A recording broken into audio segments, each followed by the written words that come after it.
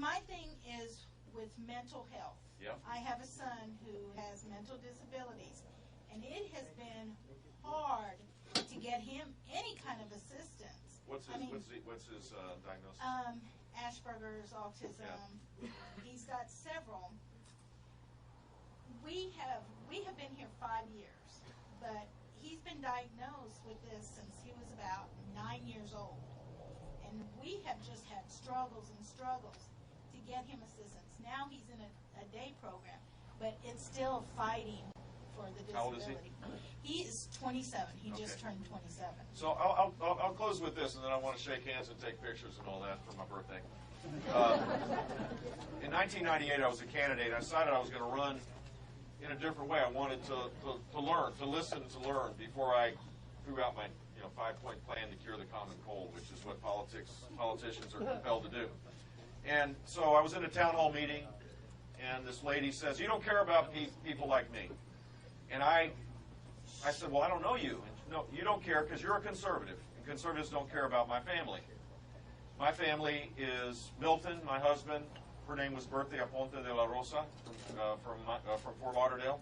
And her daughter was 15 years old. Her name was Luz. And Luz couldn't talk, couldn't walk, had severe autism, had an IQ of 50, and physical ailments that she couldn't even describe to me. But she was a gift from God, and that she gave true meaning to the life of her parents. And this woman, angry that she thought a conservative didn't care about her, told me that her biggest fear was whether she was going to outlive her child, which is a fairly powerful sentiment if you think about it. So I couldn't convince her that I cared about her.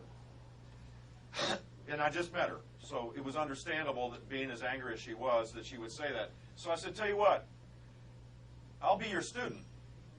Teach me. I want to learn what it is to wake up each day wondering whether you're going to outlive your child." And so she took me to group homes where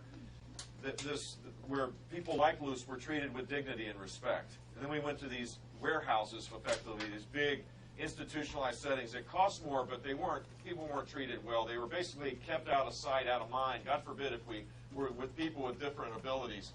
How uncomfortable is that? That's kind of the attitude that traditionally we've had with people with disabilities. And then we went to workplaces where people were given a chance to work with physical and developmental disabilities. And I saw the coworkers loving it. And the customers did as well. It wasn't an act of charity. It was a smart business decision to diversify the workplace. The net effect was I became, in 4 full days, I became probably more knowledgeable about these programs than any politician in Florida. I get elected. First week, a federal judge comes and says, "We're taking over the program for the developmentally disabled." And I said, no, you can't do this. I now know something about this. I know how to fix this. And I went to a conservative legislature as a conservative governor. We transformed the systems, the Med Waiver program, that your child could be a beneficiary of, and 31,000 people got off a waiting list. In effect, 31,000 families, husbands, wives, parents, children, got the chance to be less worried about whether they're going to outlive their child.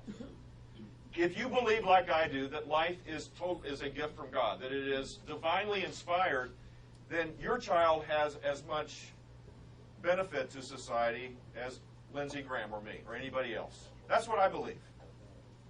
And don't cry. That's what we should do. So in Florida, if you're a parent that has a child with Asperger's or autism, you can send your child to a private school without anybody telling you can't do it. State and local dollars go. It's the largest voucher program for the developmentally disabled. In Florida, we now have one of the better programs for the developmentally disabled. And that is what we should be about as conservatives. The people most needy should be at the front of the line. Those that have already made it don't need to be in the line at all. That's how we govern. That's how we win. And that's how we should lead. And that's how America at its best should be. So, God bless you. Come here.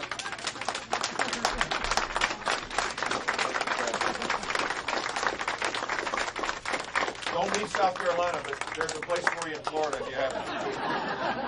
Thank you all very much. Appreciate you.